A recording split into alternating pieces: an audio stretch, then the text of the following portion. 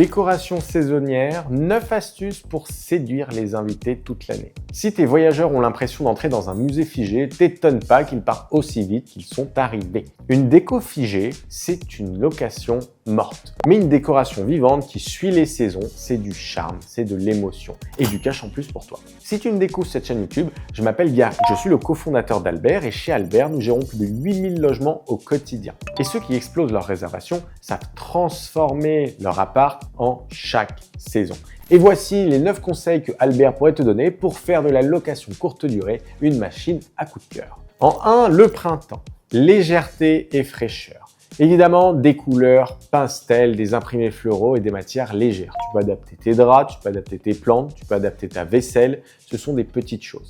Peut-être des rideaux transparents à cette période, des plantes un petit peu plus fraîches, une déco peut-être un petit peu plus légère que lorsqu'il fait froid dehors ou on sait qu'il va pleuvoir, etc.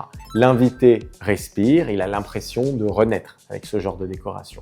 En été, une ambiance de vacances immédiate. Tu peux changer les coussins, peut-être mettre des décos de touristes, de bord de mer si tu habites dans le sud de la France. Tu peux adapter les coussins, tu peux mettre une déco à thème en fonction de la localisation de ton séjour, des serviettes de plage pour les nuitées, ça peut être un plus pour l'été. En été, tu peux ajouter un petit barbecue, un petit peu de mobilier d'extérieur coloré. Ce sont des petits détails, mais tu ne laisses pas un appart, tu vois un petit rêve estival.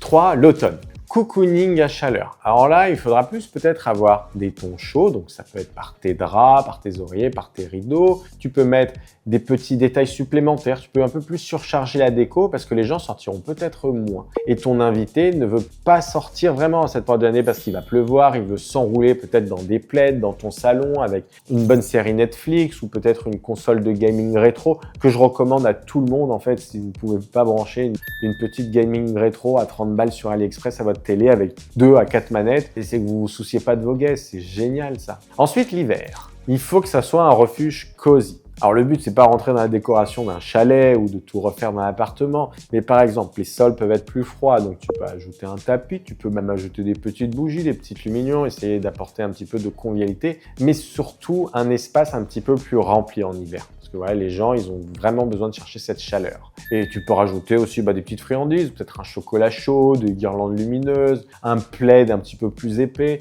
Et même sans neige dehors, tu crées un cocon qui apaise parce qu'il fait froid, il fait gris, mais chez toi, c'est agréable. 5. Des décos thématiques. Alors, je ne parle pas de love room ou d'appartement à thème, c'est impossible de varier en fonction des saisons, outre si tu dépenses une fortune. Je parle plus, par exemple, à Noël, tu fous un sapin synthétique, tu pourras le remettre les années d'après, tu mets des petites chaussettes au mur, des odeurs de cannelle, enfin bref, tu vas à Action et tu dépenses 20 balles, quoi. Ensuite, pour Halloween, tu peux toujours rajouter une petite touche effrayante, une petite toile d'araignée cachée avec une citrouille ou quoi que ce soit, un petit squelette, mais léger quand même. Soit tu vas à fond, soit tu vas léger, mais fais pas un truc ultra cheap où tu mets juste une citrouille sur la table, ça fait cheap. Ensuite, les intégrations locales. Ça peut être avec un artisan local qui va faire des objets en bois, des tissus sur mesure régionaux, des motifs régionaux. Ça peut être des sols aussi régionaux sur la décoration de ton appartement, peut-être les fleurs du coin, des fruits de saison qui poussent que dans cette région. Et tu crées du coup une expérience enrichie dans le lieu. En 7, ça va être l'art rotatif et la personnalisation subtile. Alors, tu peux changer les tableaux en fonction des saisons. Ça ne périme pas, tu les stockes dans un garage.